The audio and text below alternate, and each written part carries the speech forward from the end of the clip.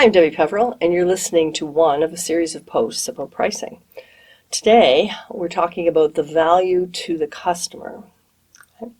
So when we're working on our prices, we often will figure out what our competition's charging, we'll figure out what we think it's worth, and we would take a look at, what do we think the value is to the customer. So this part is about the value to the customer.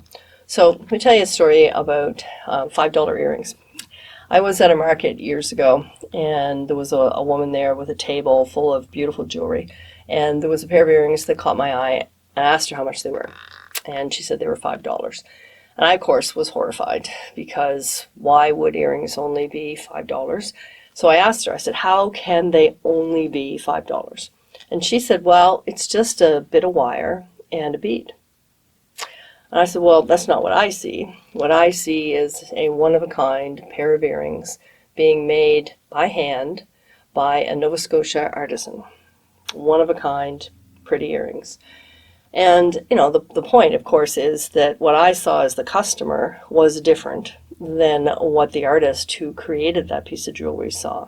They saw a piece of wire and a bead. And, what I saw was something pretty that I would like to own. And I would have thought those earrings were more than $25, maybe as much as $50. And the thing is that you can set that kind of a price on something that is a one-of-a-kind. We have to look at what the value is to the customer, particularly in a situation where we're creating something that will not be created again. It's, those earrings are, as I've said, one-of-a-kind.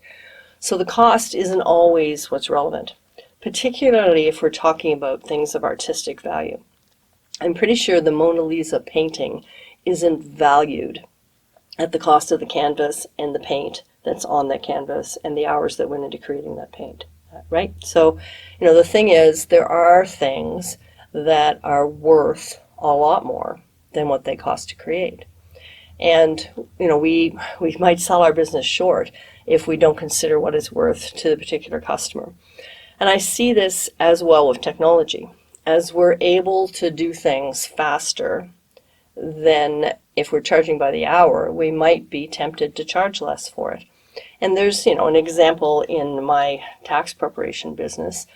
When I first started doing tax returns a very long time ago, we used to do them in pencil and with our calculators, and then they would be checked and typed and checked again. And it was a big deal if somebody brought in another piece of paper to get their tax return done, because we'd already done everything and would have to redo the whole thing. Now, of course, if you've done anything to do with tax returns, you know that we can download information directly from government websites. We're using computers to do it. It's fairly easy to make a change. You change it, and then you don't even have to print it out anymore. But what hasn't changed is the value to the customer. So perhaps we are able to do these returns more quickly, but that doesn't mean they're worth less to the people that we are doing them for.